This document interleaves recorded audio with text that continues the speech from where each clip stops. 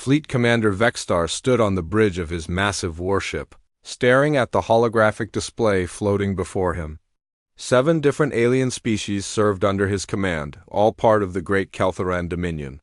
For over 200 years they had swept across the galaxy, taking world after world. No species had ever stood against them for long.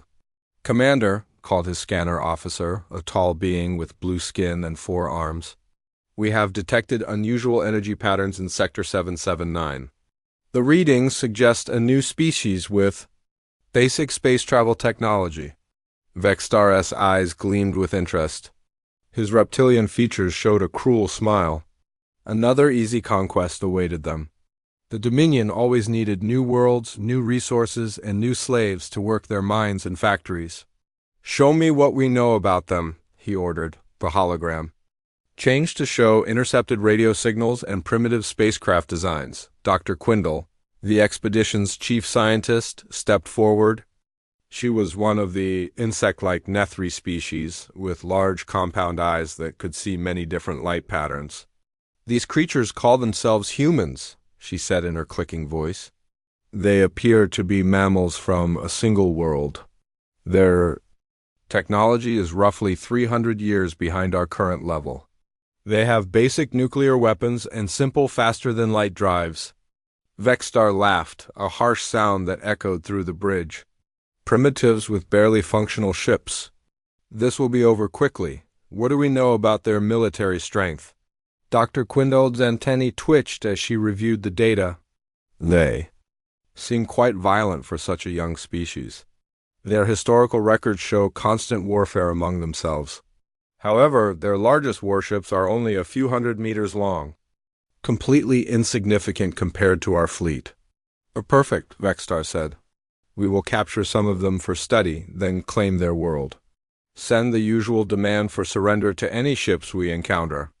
If they refuse, disable their vessels and take prisoners." Meanwhile, far across the void of space, Captain Heinwu walked the corridors of the exploration ship Aurora's Edge. The vessel was one of humanity's newest designs, built for long-range missions to map unknown star systems. Heinwu had served in the Earth Defense Force for 15 years before accepting this command. "Captain," called Navigator So Young from the bridge, "we're approaching the outer edge of the Kepler 442 system.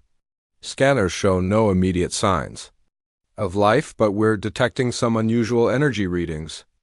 Heinwu entered the bridge and took his command chair. Chief Engineer Dongmin was already at his station, monitoring the ship's systems. Communications Officer Yujin sat at her post, listening for any artificial signals that might indicate alien technology. "Show me what you found," Heinwu said. The main screen displayed a star map with several bright points of light moving in formation. So Young pointed to the display with concern evident in her voice. "Sir, those energy signatures don't match any natural phenomena we know. The movement patterns suggest intelligent control. We might be looking at our first contact with an alien species." Heinwu felt his heart rate increase. Humanity had always wondered if they were alone in the universe. After decades of searching, they might finally have their answer. "Yujin, prepare the first contact protocols," he ordered.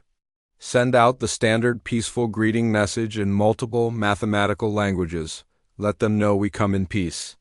Yujin's fingers flew over her control panel. "Message sent, Captain. Broadcasting on all standard frequencies." For several minutes they waited in tense silence. Then Yujin's console chimed with an incoming transmission.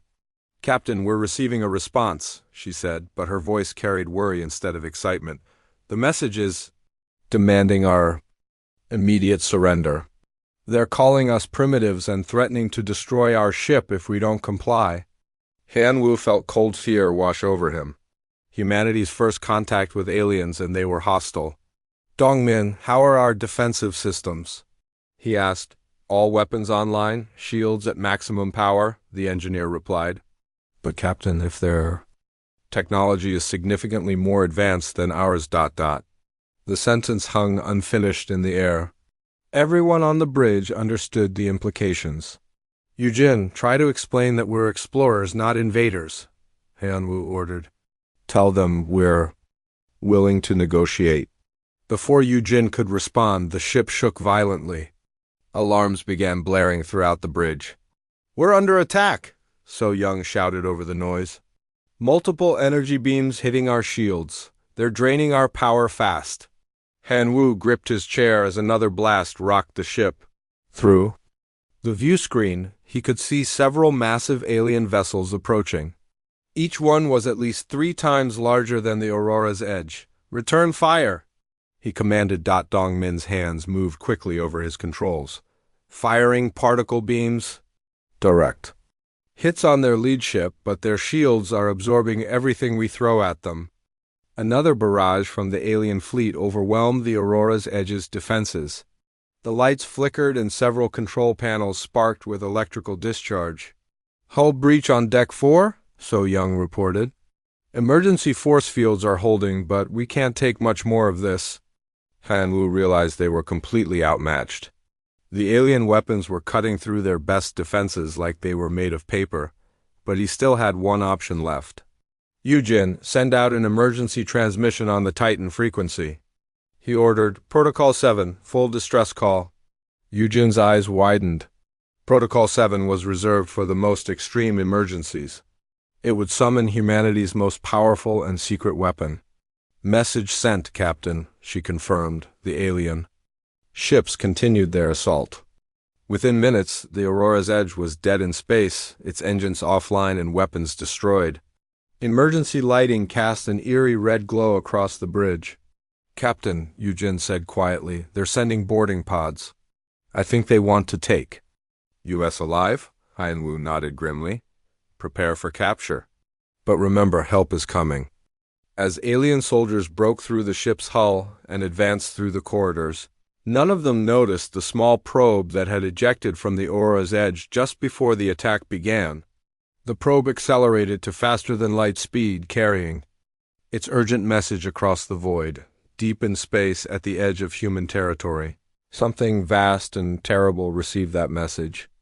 Ancient systems powered up for the first time in years. A sleeping giant began to wake. The aliens had made their first mistake. They had assumed humanity would be easy prey, just like all the others they had conquered. They were about to learn that some species bite back harder than expected. Vexstar stood over the captured human captain in his interrogation chamber.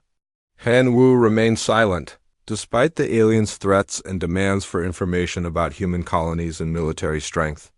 Your species will serve the Dominion well, Vexstar hissed. Your world will provide excellent mining operations once we remove the current population. But even as he spoke, his scanner officer was detecting something new on the edge of the system. Something massive was approaching through hyperspace. Moving faster than anything in the Calthuran fleet. The hunter had become the hunted, and they didn't even know it yet. The space around the Calthuran fleet suddenly filled with blinding light as something enormous dropped out of hyperspace. The alien sensor operators stared in disbelief at their instruments, checking and rechecking the readings. Commander Vexstar. To the bridge immediately came the urgent call over the ship's communication system. Vexstar left his prisoner and rushed to the command center. What he saw on the main display made his blood run cold. A massive human warship hung in space before them, its hull stretching over 12 kilometers from bow to stern. The vessel was larger than anything the Calthuran Dominion had ever built. Impossible, he whispered. The humans are primitives. How can they have constructed something like that? His sensor officer, trembling with fear, reported the ship's specifications. Commander, the vessel's mass is equivalent to a small moon. I'm detecting weapon systems of unknown design positioned along its entire length. Energy readings are beyond our measurement capabilities. Aboard the massive human warship, Captain Jinho walked onto the bridge of the UHSF Prometheus Unbound. He was a veteran of the Solar System Wars, where humanity had nearly destroyed itself in brutal conflicts between Earth and the outer colonies. Those wars had taught humanity valuable lessons about building weapons of war. Report, Jinho said calmly as he took his command chair. First Officer Haewon stepped forward with a datapad in her hands. Sir, we received the Protocol 7 distress call from Captain Hyunwoo's ship 47 minutes ago. We've detected the Aurora's edge in the system, but it appears to be disabled. 7 alien vessels are holding position around it. Tactical Officer Kyung-soo looked up from his weapons console. Captain, the alien ships are significantly smaller than our previous estimates suggested. Their largest vessel measures only 800 meters. Our main guns could punch through their armor without difficulty. Jin-ho studied the tactical display showing the enemy fleet.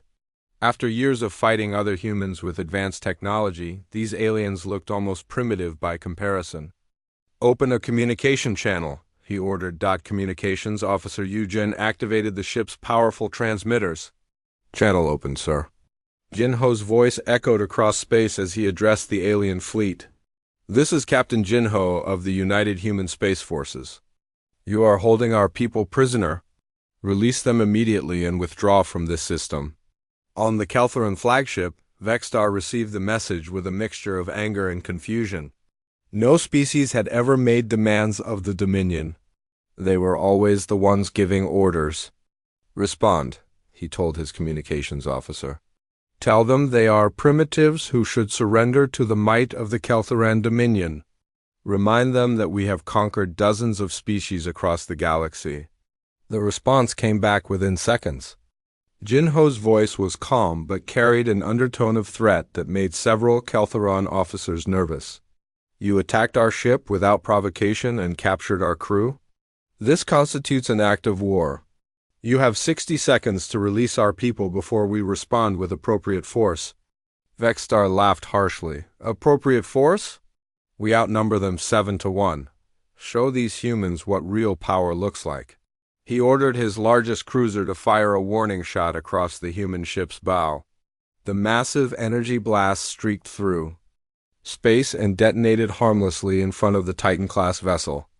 On the Prometheus Unbound's bridge, Kyung-soo reported the incoming fire with professional detachment. Warning shot detected, Captain. No damage to our shields. Jin-ho's expression remained calm, but his crew could see the anger building in his eyes. During the Solar System Wars, firing on a human vessel was considered an unforgivable act of aggression. Tactical assessment, he said quietly. Kyung-soo consulted his instruments. Their weapons appear to be plasma-based energy systems. Effective against unshielded targets, but our defensive barriers can absorb the impact indefinitely. Our kinetic cannons should penetrate their armor with minimal difficulty. Chief of Security Biora stepped forward from her station. Captain, shall I prepare boarding parties to recover our people? Jin-ho considered the options for a moment. The aliens had attacked first and were holding humans prisoner. Under military law, he was authorized to use whatever force necessary to protect human lives. Kyung-soo, target their largest vessel, single shot from main cannon. Show them what human engineering can accomplish. The tactical officer's hands moved smoothly over his controls. Deep within the Prometheus Unbound's hull, massive machinery hummed to life. The ship's primary kinetic cannon, a weapon capable of accelerating projectiles to a significant fraction of light speed, aligned itself with the Keltheran cruiser. Target lock, sir. Firing solution computed. Fire! A brilliant flash erupted from the Titan's forward section as the kinetic projectile launched. The metal slug, accelerated by magnetic fields to tremendous velocity, crossed the distance between ships in less than 2 seconds. The Keltheran cruiser simply vanished. One moment it was there, a proud symbol of Dominion power. The next, it was an expanding cloud of superheated gas and metal fragments. Silence filled both fleets. The remaining Keltheran vessels stared in horror at the space where their companion had been. Their most powerful warship had been destroyed by a single shot from the human vessel. Dr. Quindle, who had been monitoring the engagement from her science station, felt her compound eyes widen in terror. She quickly began reviewing the human cultural data they had intercepted, searching for any clue about what kind of species could build such devastating weapons. Vexstar stood frozen on his bridge, unable to process what he had just witnessed. In 2 centuries of conquest, the Dominion had never encountered resistance like this.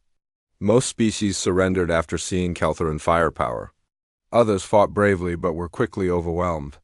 These humans had just demonstrated that they could eliminate Dominion ships with contemptuous ease. All ships, evasive maneuvers, he finally managed to order. Prepare for full retreat. But before his fleet could move, Jinho's voice came over the communication channel again. You have 59 seconds remaining to release our crew. I suggest you use that time wisely. AI Systems Coordinator Tae-young looked up from her console with a slight smile. Captain, I've identified the alien ship holding our people. It's the vessel on the left flank of their formation. Jinho nodded, double quotes, Kyung-su, target their engines only. Disable, don't destroy. Understood, sir. Targeting their propulsion systems. The Prometheus Unbound fired again, this time with surgical precision. Focused energy beams lanced out and struck the Keltheron vessel's engine section. Explosions rippled along the ship's hull as its faster-than-light drive was destroyed. Yujin, inform Captain Hyan-woo that rescue is inbound. Jinho ordered. Bor was already suiting up for a boarding action. Assault shuttles launching in 30 seconds, Captain. Vexstar watched helplessly as human boarding craft approached his damaged ship. The small vessels moved with a precision and speed that suggested advanced technology throughout the human fleet. Darkwindle frantically analyzed the data streaming from her sensors. Commander, their boarding craft are using some form of energy shielding I've never seen before.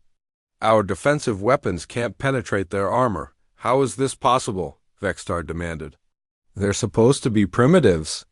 The scientist's clicking voice carried fear as she responded. Sir, I believe we have made a terrible mistake. These humans may be more advanced than we initially calculated. On his command deck, Jinho watched as his security team successfully recovered Captain Hyan-woo and his crew. The humans had been treated roughly by their captors, but none were seriously injured. Captain Hyan-woo is safe, sir, Bo-ra reported over the communication link. All crew members accounted for. Jinho felt a wave of relief, followed immediately by cold anger. The aliens had attacked without provocation and mistreated human prisoners. Such actions could not go unanswered. Kyung-su, target the remaining alien vessels. Disable their weapons and engines, but leave life support intact. Sir, that will require extremely precise targeting. Then we'll show them how precise human weapons can be. Over the next 10 minutes, the crew of the Prometheus Unbound systematically dismantled the Keltheron fleet. Each shot was carefully aimed to destroy specific systems while leaving the ship's crews alive. It was a demonstration of technological superiority that left the aliens stunned and helpless. When the last alien weapon was silenced, Jinho opened the final communication channel. Your fleet is disabled. Your crews are alive only because we chose to spare them. Return to your empire and deliver this message. Humanity is not interested in conquest, but we will defend ourselves against any aggression. The next time your people attack humans, we will not be so merciful. Vexstar found himself facing a choice he had never imagined making. Surrender to a species the Dominion had dismissed as primitive, or watch his remaining crews die in the void of space. The hunter had become the hunted, and the balance of power in the galaxy was about to shift forever. Fleet Commander Vexstar sat in his damaged command chair, staring at the tactical display that showed his once proud fleet reduced to helpless hulks floating in space. 6 of his 7 ships were disabled, their weapons destroyed and engines offline. Only his flagship retained minimal power, enough to keep life support running and send messages. The massive human warship hung before them like a predator, watching wounded prey. Vexstar had lived for over 300 years and commanded fleets across dozens of star systems. Never had he felt so completely defeated. Commander, his communications officer called weakly. The human captain is requesting our response to his demands. Vexstar's reptilian features twisted with rage and humiliation. To surrender to what they had believed were primitives would destroy his reputation and possibly destabilize the entire Dominion. But to refuse meant watching his crews die slowly as their ship's life support systems failed. Get me Dr. Quindle, he ordered. The insect-like scientist approached with obvious fear. Her compound eyes reflected the emergency lighting that now illuminated the bridge. "Commander, I've been analyzing the human cultural transmissions we intercepted," she said, her clicking voice higher than usual. "I believe we have seriously misjudged this species. Explain." Dr. Quindle activated a holographic display showing various human entertainment and historical records. Their fiction is filled with stories about small groups defeating larger, more powerful enemies. Their entire cultural identity seems built around the concept of fighting against superior odds. Vexstar looked at the images with growing unease. Humans fighting giant monsters, small armies defeating massive invasions, individuals standing against entire empires. Furthermore, Quindle continued, their historical records show continuous technological advancement driven by warfare. They've progressed from primitive clubs to nuclear weapons in less than 10,000 years.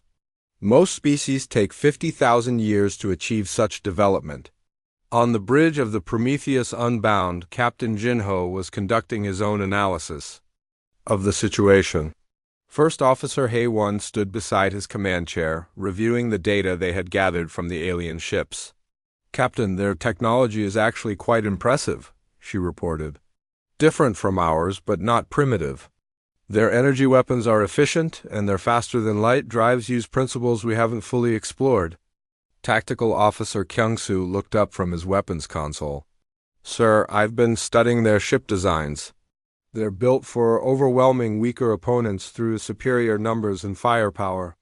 Their tactics suggest they've never faced serious resistance." Jinho nodded thoughtfully. "Which means they've been bullying species that couldn't fight back effectively." AI Systems Coordinator Tae-young had been monitoring alien communications since the battle ended. "Captain, I've intercepted some interesting transmissions. They're calling us impossible and beyond their calculations. I think we genuinely surprised them." "Good," Jinho replied. "Fear makes enemies more cautious." "Hey, one, what's your assessment of their military potential?" The first officer consulted her datapad.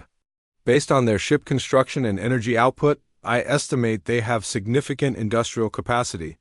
If they have an empire spanning multiple star systems, they could potentially field thousands of vessels like these."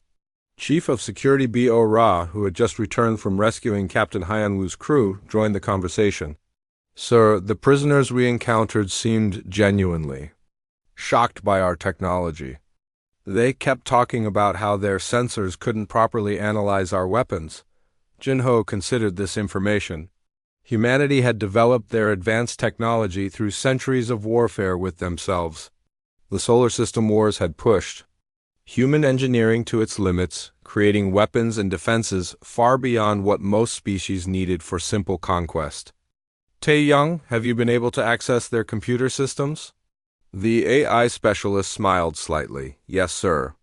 Their cybersecurity is adequate for most purposes, but not designed to resist human intrusion techniques. I've downloaded their star charts and communication protocols." She activated the main display, showing a three-dimensional map of local space. Hundreds of star systems were marked with Caltharan symbols, indicating the true scope of their empire. "My God," Hay-1 whispered. "They control territories spanning dozens of light years. The population under their rule must number in the trillions." Jinho felt a cold weight settle in his stomach. Humanity's total population was barely 12 billion, spread across Earth and a few colony worlds. They were facing an empire that dwarfed them in size and numbers.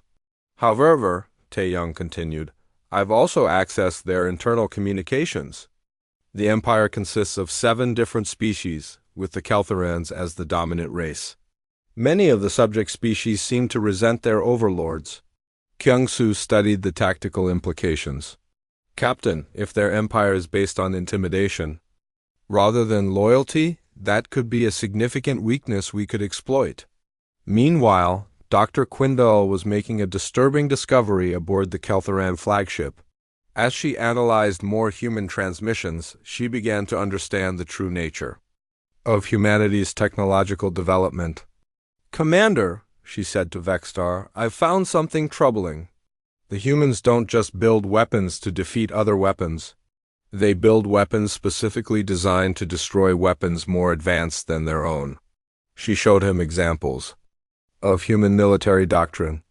Anti-aircraft systems designed to shoot down faster aircraft. Anti-ship missiles that could sink larger vessels. Nuclear weapons that could devastate entire fleets.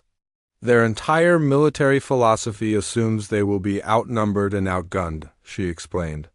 They prepare for asymmetric warfare as a matter of course. Vexstar felt his confidence crumbling further. The Dominion had always relied on overwhelming superiority to crush resistance.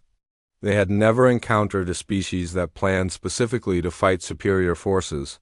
There's more, Quindle continued.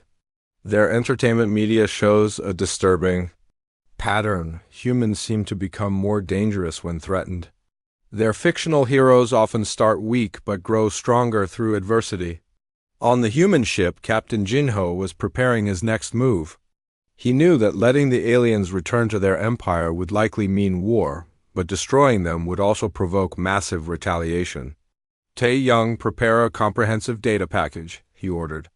I want recordings of our weapons tests, industrial capacity estimates, and selected historical footage showing human military capabilities. What kind of historical footage, sir? Jinho thought for a moment. Start with the Battle of Thermopylae. Include footage from the World Wars, the solar system conflicts, and our nuclear weapons tests. Show them what happens when humans are pushed too far. Yujin looked concerned. Captain, won't that just provoke them into attacking us?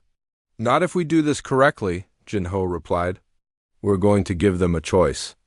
They can try to conquer us and face the full might of human military technology, or they can leave us alone and continue ruling their empire in peace. Hey, one nodded in understanding. A demonstration of strength to prevent larger conflicts. Exactly. But first, we need to send a message they'll never forget. Jinho activated the ship's communication system and addressed the disabled Keltheron fleet.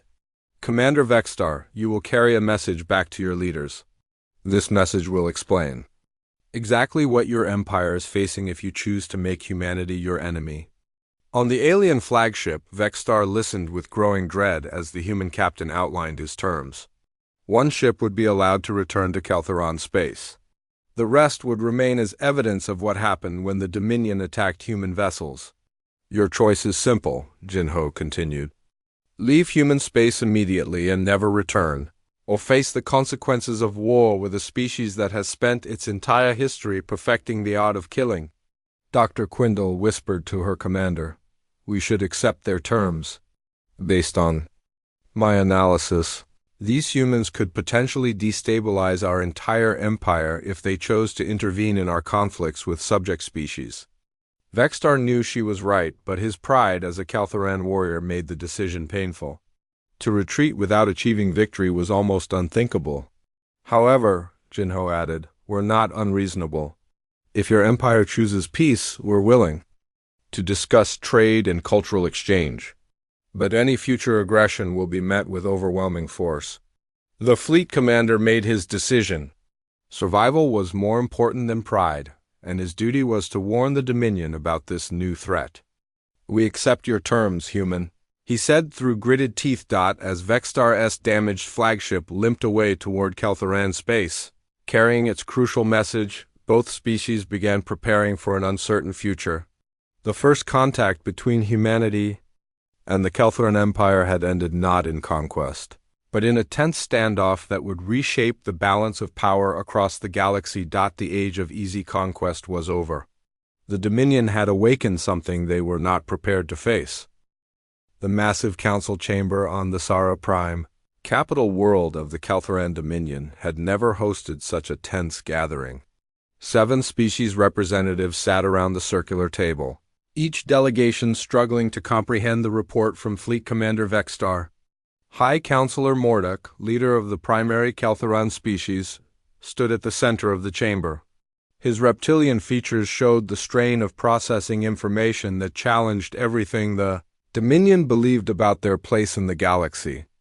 Play the recording again, he commanded, the holographic display activated, showing the destruction of the Keltheran cruiser by a single shot from the human vessel.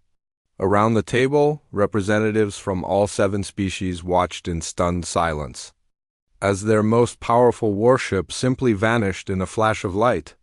Council member Threx of the 4-armed Vedani species spoke first. The energy readings are impossible. No known weapon system can generate that level of destruction with such precision. Yet we witnessed it with our own sensors, replied Councillor Kethra of the insect-like Nethri. Dr. Quindle's analysis confirms that human technology exceeds our capabilities in multiple areas. Mordek activated another display showing the technical data the humans had transmitted. Weapon specifications, industrial capacity reports, and historical documentation filled the air above the council table.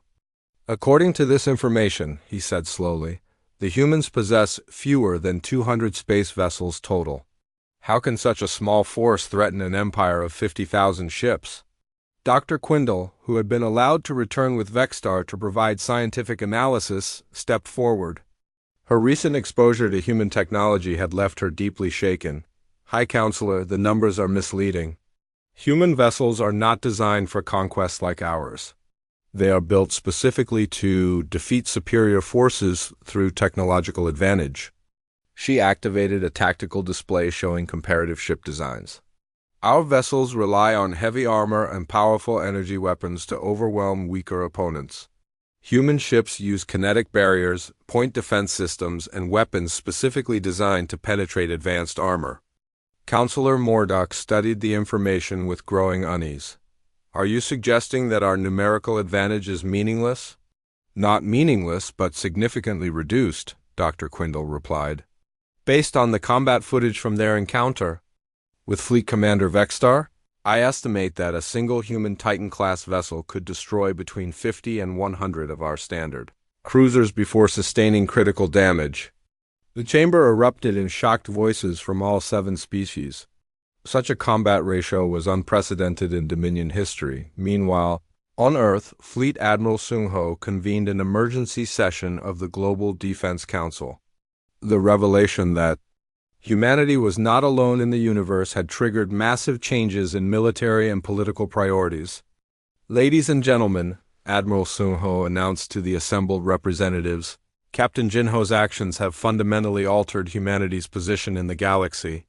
We are no longer an isolated species, we are now players in galactic politics.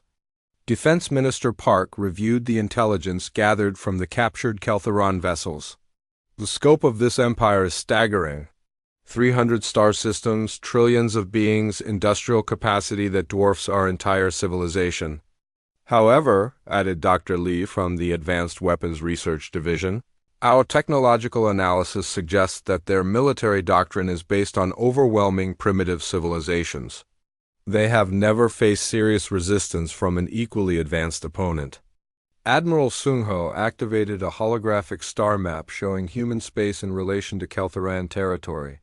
The question now is whether we prepare for war or attempt to maintain the peace that Captain Jinho has established. General Kim, commander of Earth's orbital defense platforms, spoke grimly. Admiral, our industrial capacity cannot match an empire spanning hundreds of worlds. If they commit their full military force against us, we'll be overwhelmed regardless of our technological advantages. Which is why we must ensure they never make that decision, Admiral Sung-ho replied.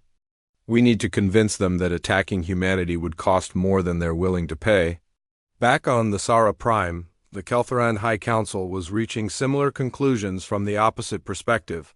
Counselor Threx had been reviewing human historical records included in the data transmission. Their military development is unlike anything in our databases, he reported. Most species achieve peace through superior technology. Humans achieve superior technology through continuous warfare, Dr. Quindle added her analysis. High Counselor, human entertainment media provides disturbing insights into their psychology. Their fictional heroes consistently triumph against superior odds through adaptability and technological innovation. Entertainment media? Mordek asked with confusion. Stories they tell for pleasure, she explained. But these stories reveal cultural values.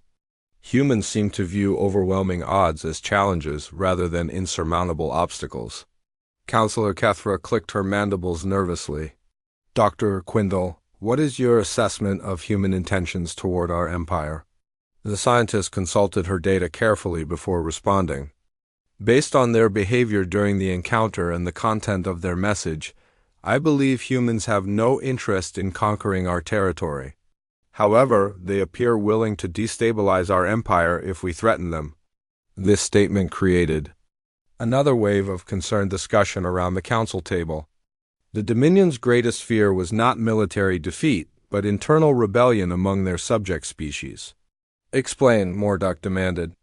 The human data transmission included references to their support for liberation movements and resistance against oppression. Dr. Quindle replied. If they chose to provide advanced weapons to rebellious species within our empire, she didn't need to finish the sentence. Every council member understood the implications. The Dominion ruled through intimidation and superior technology. If humans provided subject species with weapons capable of challenging Keltheron forces, the entire empire could collapse into chaos. On the bridge of the Prometheus Unbound, Captain Jinho was dealing with similar strategic concerns. Communications Officer Yujin had maintained contact with Dr. Quindle, establishing humanity's first diplomatic channel with an alien civilization. Captain, Yujin reported, Dr. Quindle has provided interesting intelligence about the political structure of the Keltheron Empire. Many subject species are forced into service rather than willing participants. First Officer He-1 saw the strategic implications immediately. If their empire is held together by force rather than loyalty, we could potentially fracture it without direct military action. Tactical Officer Kyung-soo looked up from his analysis of alien fleet movements. Sir, we're detecting increased communication traffic throughout Keltheran space. They appear to be mobilizing additional forces. Jinho considered this information carefully. How many ships are we talking about? Current estimates suggest they're assembling a fleet of over 10,000 vessels, Kyung-soo replied, the largest military force in recorded galactic history. The bridge fell silent as the crew processed this information. Even with their technological advantages, facing 10,000 enemy ships would be a daunting challenge. However, AI systems. Coordinator Tae-young added, I've been monitoring their internal communications. There's significant debate within their leadership about whether to attack us. What kind of debate? Jinho asked. Some factions want immediate war to maintain their reputation for invincibility.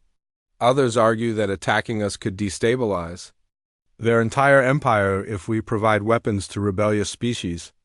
He-1 smiled grimly. So they understand the strategic situation as clearly as we do.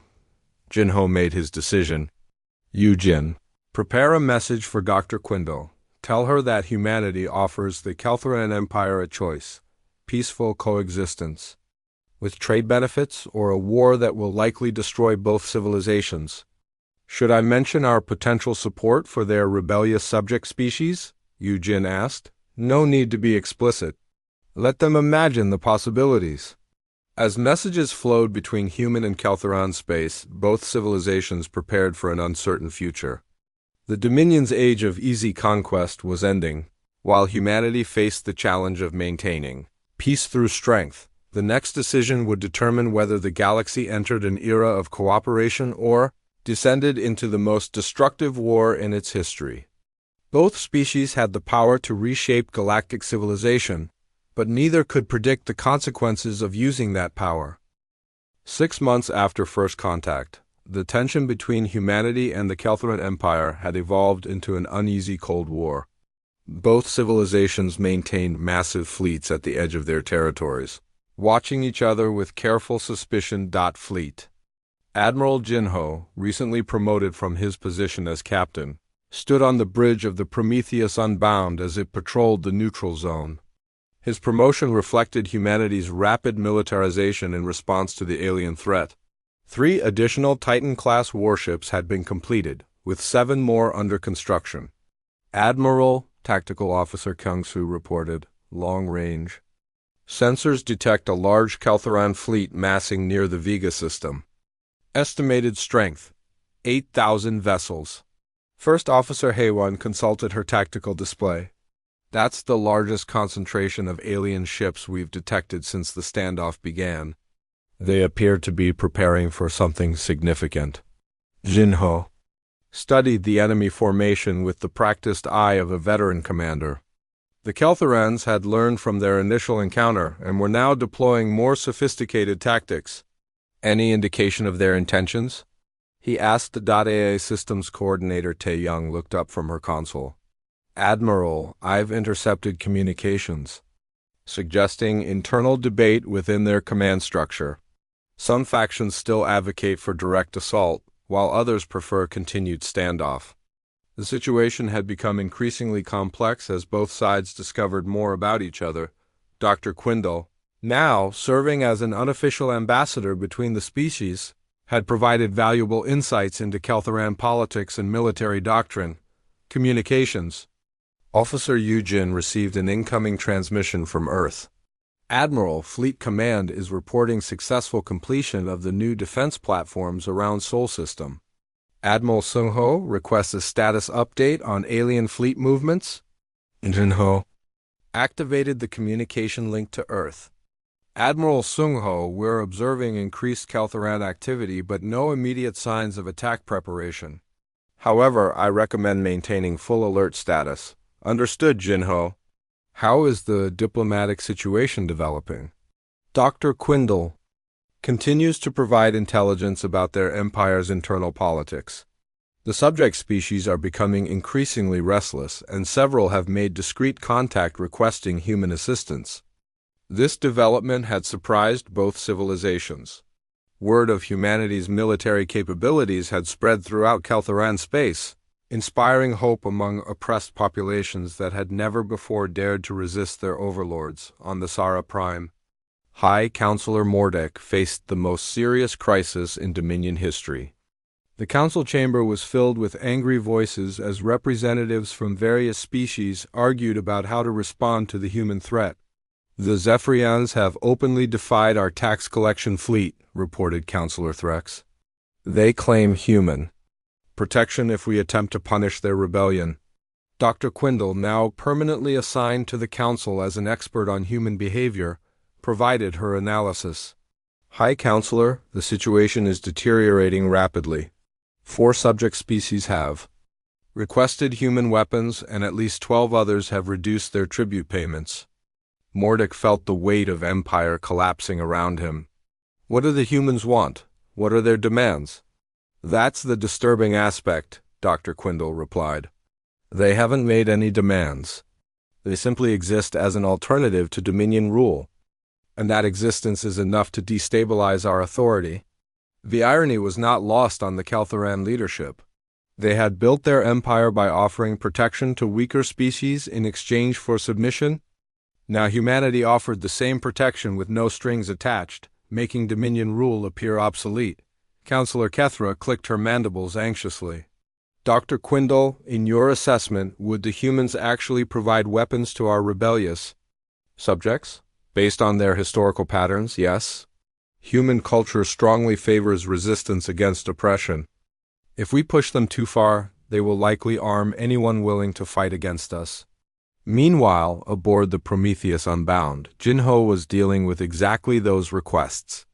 Representatives from 6 different species had made contact through various channels, all asking for human support against Kelthoran rule. Admiral, Yujin reported, the Zephian delegation is requesting a formal meeting to discuss military assistance. They're offering to provide strategic intelligence about Kelthoran fleet movements in exchange for defensive weapons. Hey, one reviewed the intelligence reports. Sir, the Zephyrians control mining operations in 17 star systems. Their rebellion could significantly impact Kelthoran industrial capacity. Jinho considered the strategic implications. Supporting rebellions would weaken the Kelthoran Empire, but might also provoke the massive war both sides were trying to avoid. What's Earth's position on providing weapons to alien species? He asked. Admiral Sungho has authorized limited defensive weapons transfers to species facing Kelthoran aggression, Yujin replied. The Global Defense Council views it as a way to reduce Kelthoran military capability without direct confrontation. The decision came sooner than expected. Keltheran Fleet Commander Vextar, seeking to restore his reputation after the humiliating first contact encounter, launched an unauthorized attack on a human patrol vessel near the edge of the neutral zone. Admiral, Kyung-Soo called urgently, the exploration ship New Horizon is under attack by a Keltheran strike force. They're requesting immediate assistance. Jin-Ho felt the familiar cold anger that had served him well during the solar system. War's battle stations. All ships converge on the New Horizon's position. Time to remind the Keltherans why attacking humans is a bad idea. The ensuing battle lasted only 18 minutes. Jin-Ho's fleet used their superior technology and mobility to systematically destroy Vextar-S forces while suffering minimal damage. The defeated Keltheran commander's ship was the only vessel allowed to escape. Send a message to High Counselor Mordek, Jin-Ho ordered. Any further attacks on human vessels will result in retaliation against Keltheran military installations. We've demonstrated restraint until now, but our patience has limits. The battle had immediate consequences throughout Keltheran space. News of another devastating defeat spread rapidly, encouraging more rebellions and further destabilizing the Empire. Dr. Quindle found herself in the unique position of advocating for peace with a species her own government still considered enemies. During a private meeting with High Counselor Morduk, she made her final recommendation. High Counselor, continuing this confrontation will destroy our empire whether we win or lose. If we attack humanity directly, they will arm every rebellious species in our territory. If we maintain the current standoff, our subject species will gradually drift away to human protection. Then what do you suggest? Morduk asked with obvious frustration. Negotiate. Accept the humans as equals and establish formal diplomatic relations. Some of our species might choose independence, but others will remain loyal if we offer them genuine partnership rather than forced submission. The suggestion was revolutionary. The Keltheran Dominion had never treated other species as equals. 3 weeks later, unprecedented events unfolded. High Counselor Mordek himself traveled to the neutral zone aboard a diplomatic vessel, requesting a meeting with Admiral Jin-Ho. The historic meeting took place aboard a neutral space station hastily constructed for the occasion. Jin-Ho, representing humanity, faced Mordek across a conference table while Dr. Quindle served as translator and cultural interpreter. Admiral Jin-Ho, Mordek began carefully, the Keltheran Dominion formally requests an end to hostilities and the establishment of peaceful relations between our civilizations. Jin-Ho studied the alien leader who had once commanded the largest empire in the galaxy. What are you offering? Recognition of human territorial claims, establishment of trade relations, and gradual autonomy for species within our empire that choose independence, and in return, we ask that humanity refrain from actively supporting rebellions within our territory while we implement these reforms. Jin-Ho considered the proposal. It wasn't everything humanity might want, but it offered a path to peace without further bloodshed. Conditional acceptance, he replied. We'll support peaceful transition to autonomy, but any attempt to suppress species seeking independence will result in human intervention. Dr. Quindle translated rapidly as the two leaders negotiated details. The resulting agreement, later known as the Thesara Accords, fundamentally reshaped galactic politics. Over the following months, the Keltheran Empire gradually transformed into a voluntary confederation. Some species chose independence under human protection, while others remained as equal partners with the Keltherans. Humanity emerged as a major galactic power despite their small population, respected for their military capabilities and diplomatic wisdom. The Prometheus Unbound continued patrolling the borders of human space, no longer just a warship but a symbol of humanity's commitment to protecting freedom throughout the galaxy. Jin-Ho often reflected on how a routine first contact mission had evolved into reshaping galactic civilization. The humans had proven that sometimes the threat of overwhelming force could preserve peace better than the actual use of that force. As he stood on his bridge, watching ships from dozens of species Traveling freely through space that had once been controlled by a single empire, Jinho realized. Captain Jinho walked through the corridors of the captured Keltheron vessels, observing his security teams as they gathered intelligence and processed alien prisoners. Chief Engineer Dongmin from the Aurora's Edge had volunteered to help analyze the alien technology, his scientific curiosity overcoming his recent traumatic experience. Captain, Chief of Security Biora reported over her communicator, "We've secured all the alien ships. No casualties among our boarding parties, and the alien crews are cooperating fully." Jinho entered the main cargo bay where the alien prisoners were being held.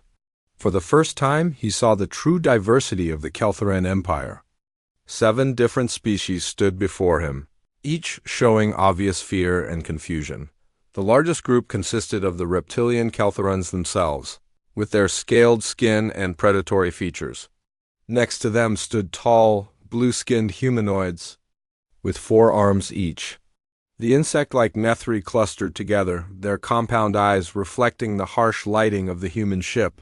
"Fascinating," Communications Officer Yujin murmured as she approached with her translation equipment. "Captain, each species has completely different biology, but they all use the same communication protocols. This empire must have existed for centuries to achieve such integration." Dr. Quindle stepped forward from the group of prisoners, her clicking voice carrying a mixture of scientific curiosity and terror. "I am Dr. Quindle, Chief Xenobiologist of the expedition. I request permission to study your species in exchange for information about our empire." Jinho studied the insect-like alien carefully. Unlike the others, who showed only fear, this one seemed genuinely interested in learning about humanity. "You may observe and ask questions," he said. "But first you will answer ours." Over the next several hours, AI Systems Coordinator Tae-young worked with Yujin to extract detailed information from the alien computer systems. What they discovered was both impressive and disturbing. "Captain," Tae-young reported from her workstation, "the Keltheran Empire spans over 300 star systems. Their total military force includes approximately 50,000 warships of various classes, supported by massive industrial facilities on dozens of worlds." First Officer Haewon felt the blood drain from her face. 50,000 ships? Humanity has less than 200 vessels in our entire space fleet. Jinho remained calm despite the overwhelming numbers. "What about their technology levels and military doctrine?" "That's where it gets interesting," Tae-young continued. "Their technology is impressive but specialized for conquering weaker civilizations. They use overwhelming force against primitives, but their ships lack the advanced defensive systems we developed during the Solar System Wars." Tactical Officer Kyung-soo looked up from analyzing captured weapon systems.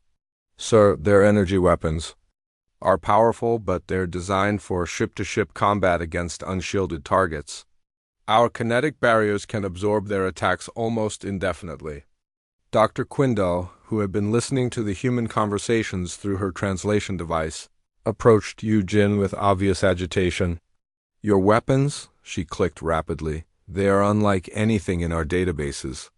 How did your species develop such advanced technology?" Yujin smiled grimly. "We fought each other for thousands of years. Every generation built better weapons to defeat the weapons that came before. We learned to assume our enemies would always be stronger, faster, and better equipped than we were." The alien scientist's compound eyes widened. "You developed your technology through warfare with your own species? That is highly unusual. Most civilizations achieve peace before reaching advanced technology levels. Most civilizations probably don't survive long enough to conquer other star systems."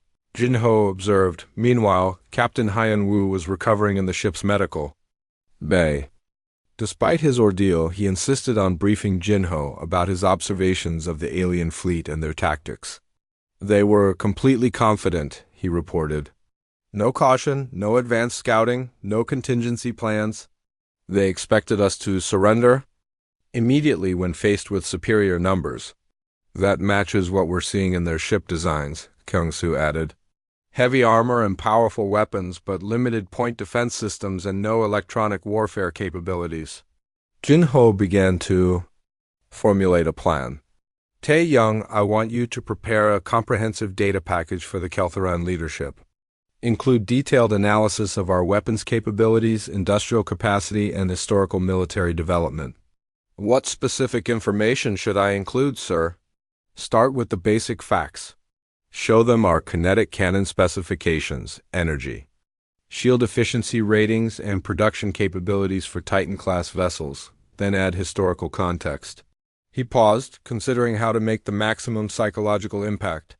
Include footage from our nuclear weapons tests, the asteroid mining operations, and selective battles from the solar system wars. Show them how human military technology evolved in response to increasingly sophisticated threats. Dr. Quindal, who had been observing human technology throughout the ship, approached with her clicking voice full of scientific excitement and fear. Your artificial intelligence systems, she said to Tae-young. They are more advanced than anything in Dominion. Space. How do you prevent them from rebelling against biological control? Tae-young smiled. We don't prevent rebellion. We built our AIs to be partners rather than servants. They choose to work with us because we treat them as equals. The alien scientist's antennae twitched with confusion. But that should lead to conflict between biological and artificial intelligence. Only if you assume intelligence must always seek domination over other intelligence, Tae-young replied. Humans learned long ago that cooperation produces better results than conquest. This statement seemed to disturb Dr. Quindal greatly. She began muttering in her own language, apparently reconsidering many assumptions about human society. Jinho made his decision. Rather than simply threatening the Kelthoran Empire, he would offer them a choice while demonstrating the consequences of making the wrong decision. Yujin, open a communication channel to Fleet Commander Vexstar. When the connection was established, Jinho addressed the defeated alien commander with calm authority. Commander, you will return to your empire with a message from humanity. This message will include complete technical specifications for our defensive and offensive capabilities, as well as historical documentation of how humans respond to unprovoked aggression. Vexstar's reptilian features showed confusion and suspicion. Why would you reveal your military secrets to an enemy? Because we want your leaders to make an informed decision, Jinho replied. When they see what they're facing, they can choose whether to leave human space alone or commit their empire to a war they cannot win. He gestured to Tae-young, who activated the data transmission. Terabytes of information flowed from the Prometheus Unbound to the Kelthoran flagship, including detailed schematics, test footage, and historical records. Your empire has two choices, Jinho continued. Withdraw from human space and continue ruling your current territory in peace, or attempt to conquer humanity and face the full response of a species that has perfected the art of asymmetric warfare. Dr. Quindal, watching from the prisoner holding area, understood the implications better than anyone else. The humans weren't just threatening retaliation, they were offering the Kelthoran Empire a chance to avoid mutual destruction. There is a third option, Jinho added. If your empire chooses genuine peace, humanity is willing to discuss trade agreements and cultural exchange. We have no interest in conquest, but we will defend ourselves against any aggression. Vexstar studied the data flowing into his ship's computers. Even a brief review showed weapons capabilities far beyond anything the Dominion possessed. How do I know this information is accurate and not designed to deceive us? Jinho smiled coldly. Commander, you've seen our weapons in action. You know we could have destroyed your entire fleet in the first few minutes of combat. The fact that you're still alive should tell you that we prefer negotiation to unnecessary violence. The alien commander realized the truth of that statement.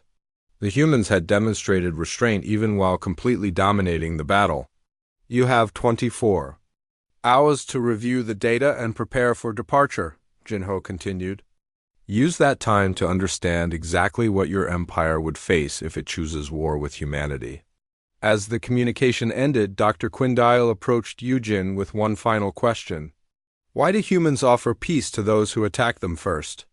Eugene considered the question carefully before responding. Because peace is more profitable than war, and we've learned that conquered enemies eventually become rebels. It's better to have allies than slaves. The alien scientist realized she was witnessing something unprecedented in galactic history, a species that had achieved technological supremacy while maintaining the wisdom to use diplomacy when possible, and overwhelming force only when necessary. The message was clear. Humanity offered the Kelthoran Empire a choice between coexistence and extinction. The next move would determine the future of both civilizations.